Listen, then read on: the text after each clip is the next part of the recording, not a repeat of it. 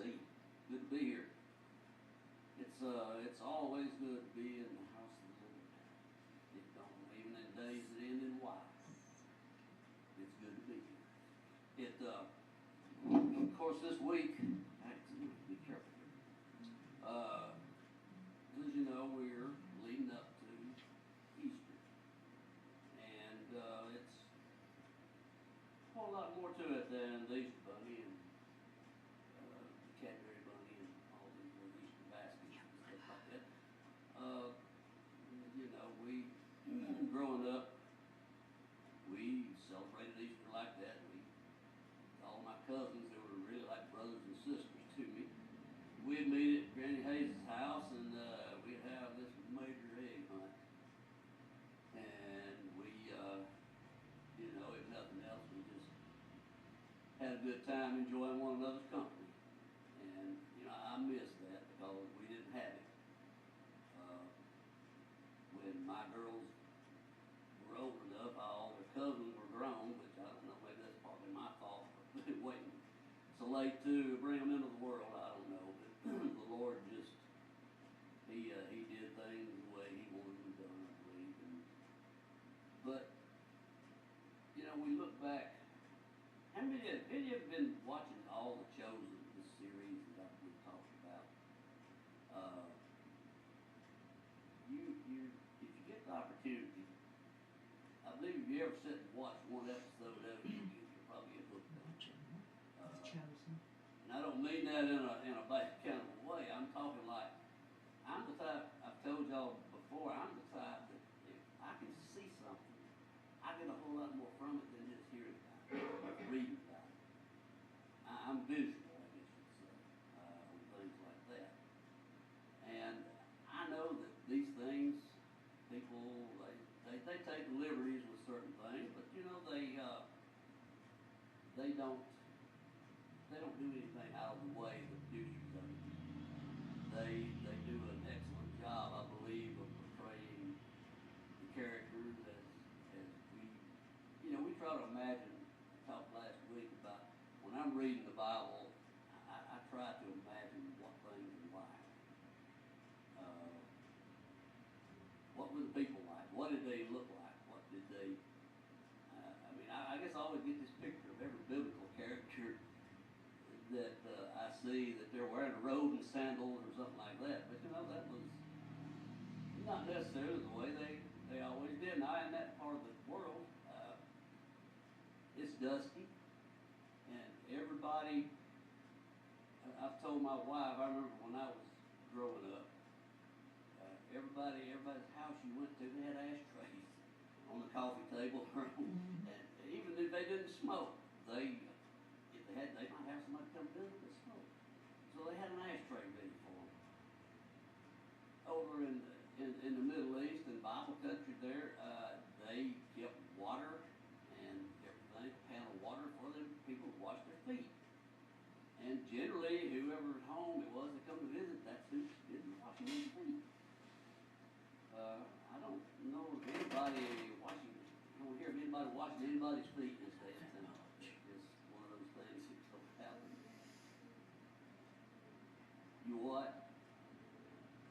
Well, yeah. I mean, in a case like that, that's understandable. Or your kids when they're small or something. But nonetheless, that was a custom, and they.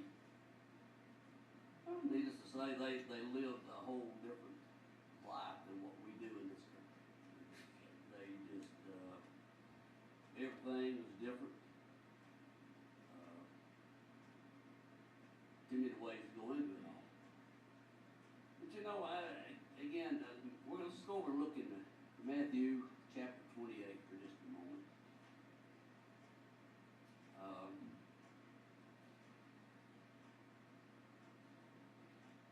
No, wait a minute, chapter 27, I'm sorry. 27, Matthew 27, and you'll get here at verse 35. Just a second to get there. Verse 35, it says, "And they crucified him and parted his garments, casting lots, that it might be fulfilled, which was spoken by the prophet. They parted my garments among them, and upon my vesture did they cast lots. And sitting down, they watched him there, and set up over his head his accusation written, This is Jesus, King of the Jews. Then were there two thieves crucified with him, one on the right hand and another on the left. And they that passed by reviled him, wagging their heads, and saying, Thou that destroyest the temple and buildest it in 3 days, save thyself. If thou be the Son of God, come down from the cross. Likewise also the chief priests, mocking him with the scribes and elders, said, He saved others, himself he cannot save. He be the King of Israel. Let him now come down from the cross, and we'll believe him. He trusted in God. Let him deliver him now, if he will have him. For he said, I am the Son of God. The thieves also, which were crucified with him, cast the same in his teeth. Now the 6th hour there was darkness over all the land, and unto the 9th hour. And about the 9th hour Jesus cried with a loud voice, saying, Eli, Eli, lama sabachthani. That is to say, my God, why hast thou forsaken me? Some of them that stood there, when they heard that, said, This man called for Elias, and straightway one of them ran and took a sponge and filled it with vinegar and put it on a reed and gave him to drink. And the rest said, Let us see whether Elias will come to save him. Jesus, when he had cried again with a loud voice, yielded up the ghost. And behold, the veil of the temple was rent in twain from the top to the bottom. And the earth did quake, and the rocks rent, and the graves were opened, and many bodies of the saints which slept arose, and came out of the graves after his resurrection, and went into the holy city, and appeared unto many. Now, that's the whole week there. Jesus was a busy week, and we're talking about some of the things you may hear about things that Jesus did, and you may not know where to put it in perspective as to what the timeline is in the Bible with it. So we're going to touch on a little bit of that this week. And talking about, as I was a few minutes ago, that being visual, to me, it's kind of like, have any of you ever been to Washington, D.C.?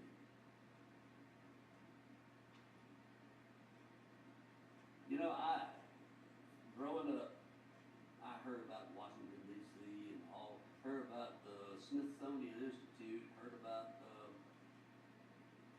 Arlington Cemetery, heard about the wall, the Vietnam War Memorial, and so forth. All this stuff I heard about. Well, in my mind, I don't know, I had this picture of, it sounded like all that big place till I went up. And I had heard of Arlington Cemetery, and I didn't really understand until I got there. I mean, you can look across the river there from D.C. and you can see Arlington House. Arlington House used to be Robert E. Lee. That was his house. That was his plantation. That's where he lived. And when the Civil War ended, the North took possession of his holdings, his house. And I guess to add insult to injury, maybe that's what they figured they were doing.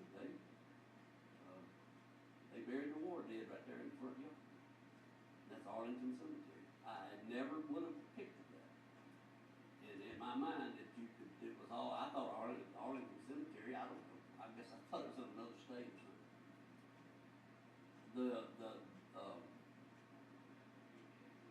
Well, yeah, it's in Virginia, and D.C. is not a state, it's really nowhere.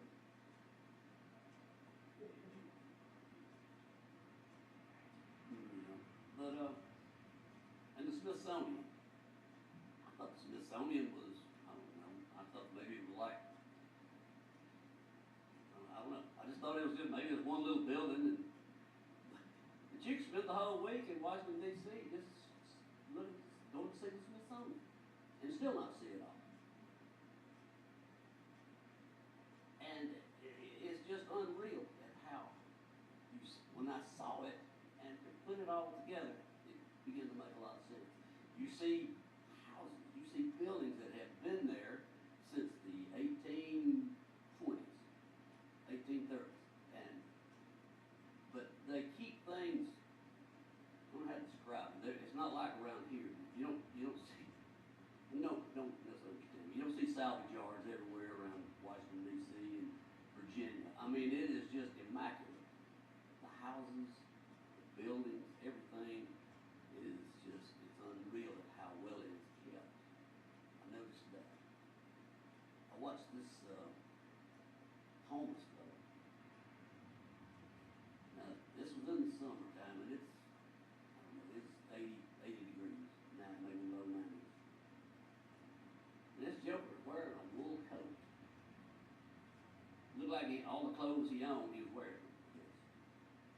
His hair had this big old head of hair, and it was all matted up. He was sitting there on a bench, staring like this. In a minute, he holds his arm out, and I'm just sitting there watching him. I'm kind of getting educated. He holds his arm out, and there's a pigeon comes and lands on his arm, walks on his arm. He puts a peanut or something up there, and the pigeon walks over there and gets that peanut. And then when the pigeon flies off, he's standing there, he stands up, he's looking at me, and he walks over to the garbage can. And there was a lady had just had a Miller Lite, I guess it was, had a napkin around it. And she had dropped it in the garbage can. He goes there and reaches down there and finds it. Picks it up. Apparently it was still, she didn't drink it all. He finished it though. He stood there and just drank what was left of that beer. And I thought, this is so different from what I'm used to living around and being in. The Bible, the times that they lived in, it doesn't compare with today, with us. Now, I know people are the same any generation, anytime. Basically, we're all kind of the same. But we live different ways. Every generation, I guess, has its own different ways of doing things. Let's see, and the events leading up to Jesus' death, burial, and resurrection, the days leading up to that is known as Holy Week. And first one there was Palm Sunday. That's what we celebrated last Sunday. Jesus entered Jerusalem amidst a huge crowd who proclaimed him as king, fulfilling the Old Testament prophecies. And man, they were just, to them, it looked like they were just saying, Jesus, they were giving him his due. They were actually, but the problem is, Jesus had this crowd of people that followed him everywhere he went. They actually got in his way. And some of them, they didn't have any real interest in what he was doing or what he was there for. They just wanted to see the show, so to speak. Now, Jesus had taken these disciples, and the bulk of them were fishermen. But these were some of the roughest dudes on the face of the planet back in the day. They weren't this, they'd buy their clothes at Belk and stuff like that. I mean, they were just absolutely some of the roughest, crudest human beings on the planet. But Jesus picked guys that he knew weren't going to run. He picked people that he knew that they could, when they saw what these crude, unlearned fishermen were doing, they know that it had to be from God. Now, he did, of course, Matthew. In The Chosen, they kind of paint Matthew up as being, let's see, what's that condition? Anyway, he's kind of, he's weird. He's kind of strange in his way of doing things. But he was a tax collector. And the people saw that there was a tax collector.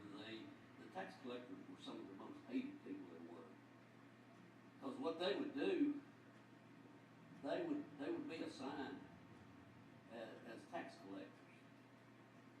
And they could, excuse me, if they just didn't saw, if there was somebody in town they didn't like, well, they'd just sit down and put together a list of taxes that this person owed, and go and tell them they had to pay it. Now they had to be a little bit, had to watch their P's and Q's about it, because they could end up getting roughed up a little bit if they didn't. But that's how they did things. They were each independent operators, you might say. And so they were very much disliked. Then you've got Matthew, and then you've got Peter, James, John, and all these others who were fishermen. And they were just not what we would think, I guess, that Jesus would pick. They didn't have these rosy red cheeks and such as that. They were men's men, I guess you might say. And Jesus come riding in on a donkey. Mm-hmm. I heard a preacher one time talking about that, talking about Jesus riding on a donkey, and getting on this preacher because he was driving a Cadillac. And the preacher told him, he said, yeah, Jesus rode on a donkey and you got a Cadillac. The preacher told him, well, put a saddle on your back, I'll ride you. But a donkey, in that day and time, that was some of the best transportation there was. Did you know a donkey, if you look at them from above, they have a cross on their back. Mm-hmm. The cross pieces goes from shoulder to shoulder on the front, and then but they all have, they have a cross. That donkey bore the King of the universe, carrying him to his death. And then there was the cleansing of the temple, and Jesus overturned the tables of the money changers. Now, anybody thinks Jesus was a wimp, and he was this soft-spoken guy who just never got excited, never got angry. Listen, I believe Jesus. I don't know what he looked like physically, but I guarantee you he was probably like Chuck Norris. Didn't nobody mess with him physically. I don't figure he had to do too much, because if they ever talked to him for just a minute, they saw something was different about him. And Jesus comes in, riding on a donkey, and they're laying the palm fronds down. Again, he was getting the royal treatment, the red carpet job. And at there at the temple, nobody was there to worship God. All they were there to do was put on a show and make money doing it. And Jesus just had all he could take it. And he made him a whip. And he goes up there. Now, I don't say that he hit anybody with it, but he took that whip and he was cutting legs off the tables. He was flipping the tables over.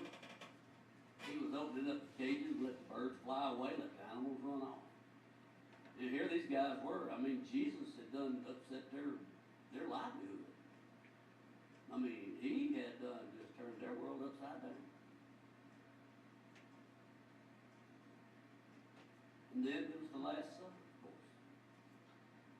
Jesus celebrated the Passover with his disciples. And while he's doing that, he let them know that who his betrayer is. We all know who that was. His one disciple that betrayed him. Here's the thing. I have a hard time just getting my arms around about Jesus.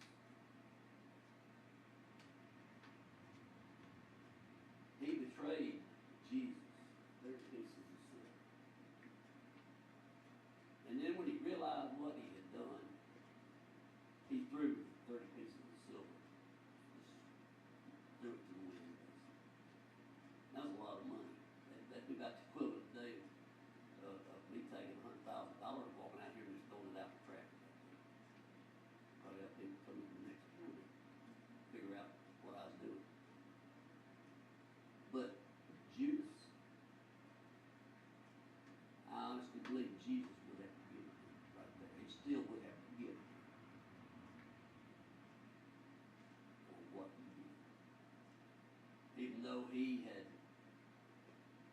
done one of the sorriest things that any human being has ever done. But I honestly believe that that was something that was just supposed to happen. I know there's people would say, I don't believe it was, because the Bible says he was a devil to begin with. He was, but we all were devils to begin with. Everybody. But I believe Jesus would have forgiven him, and he would have been just as righteous before God as he, right there. And the Last Supper celebrates Passover with his disciples, and there was also the arrest and the trials.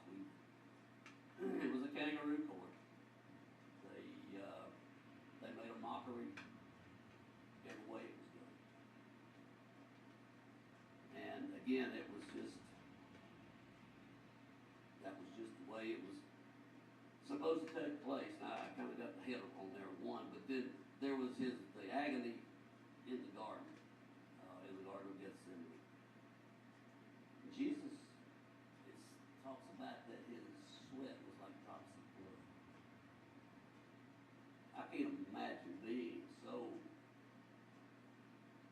emotionally upset and stirred that your blood vessels, the sweat glands burst, and blood comes out of your pores. And he just, we don't realize when Jesus went to the cross, he done been awake for about 2 days. He had no rest. He went to the Garden of Gethsemane. Now in the film, the Passion of Christ, Mel Gibson portrayed that scene with Jesus in the garden with the disciples. All their glory, sat under and gone to sleep on. And then he told them finally to sleep on. And it's at night. When you look, and here's a snake comes crawling up. And it's just a slow mover. It was right up beside of Jesus, of the guy that was portrayed as. So he takes his foot and stomps his head. Now, did that actually happen? I don't know, but it's scripture. He would bruise his head, and it would bruise Jesus' head. Simon Peter will finish up with it right here. But y'all know the story. I just thought I'd point out some things that we don't really ever take a close look at, I suppose.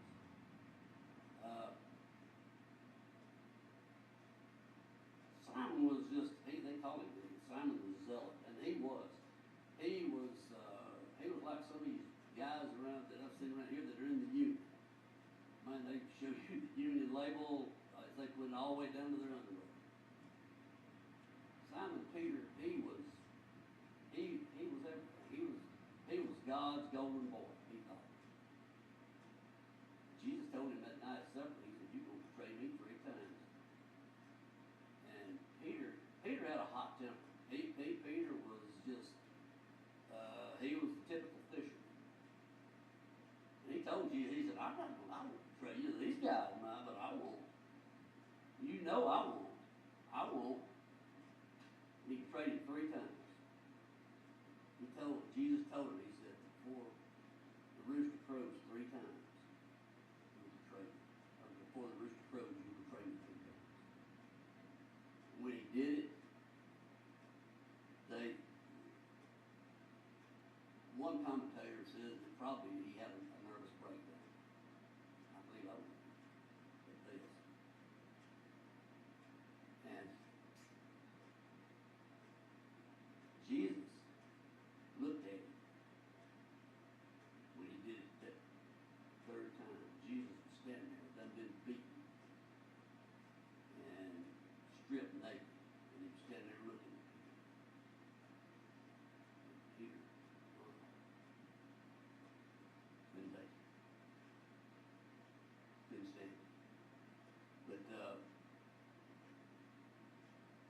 just,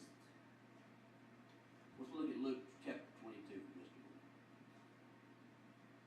Matthew, Mark, Luke chapter 22.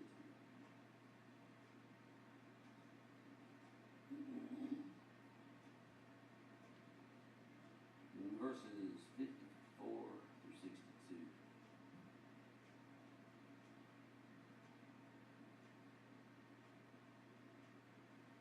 Verse 54 says, Then took they him and led him and brought him into the high priest's house. And Peter followed afar off. And when they had kindled a fire in the midst of the hall and were set down together, Peter sat down among them.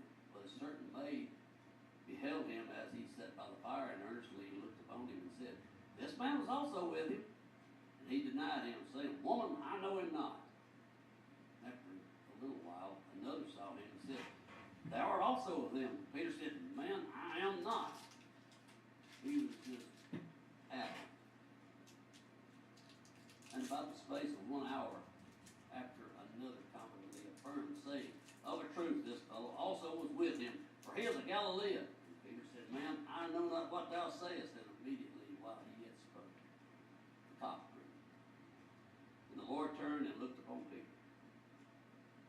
Peter remembered the word of the Lord, how he had said unto him, Before the cock crow, thou shalt deny me thrice. And Peter went out and wept bitterly. And one of the Gospels says that he actually cursed when that last one came.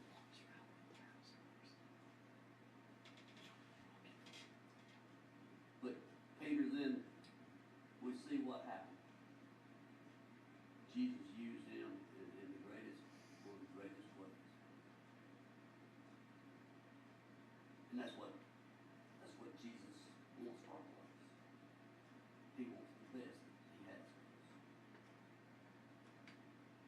Anyway, I just had that on my mind and heart, and I just want to share it with you there. I know that's not all of it, but we could probably stay here for a day or two talking about it. Not bore you to death. But I love reading it and coming up with, I usually find something every time that I had not seen before. Just about every time. So this week, while we're celebrating Easter and we're with family and doing all the things that we do around Easter, let's keep in mind that was a serious prize. Price, I'll just say I don't see anybody really else. Really don't. He was 100% God, he was 100% man. And the things that happened, like I say, his betrayal, that was just something that had to take place. But just like we saw Peter, like I'm talking about Judas, I believe Judas, he was forgiven because Judas had just acted like he was rich. That's just so sad because I believe Judas busted the tail wide open. You didn't have to. You may think different, and if you do, that's fine. It don't. That's just that's what I get from it. Because Jesus, he'll forgive any. He'll forgive us anything. Literally. All right. Any questions? Anything that you might that I might have overlooked or missed or didn't say or something? But I appreciate y'all being here. Appreciate everyone. Love everyone. I thank you for coming out on Wednesday night and Sunday night, Sunday morning. I always look forward to being here. Not just so I can get up in front of everybody and do something. I enjoy doing that, but that's not something. I love seeing God work. And God is going to do, I still say He is going to do a great and mighty work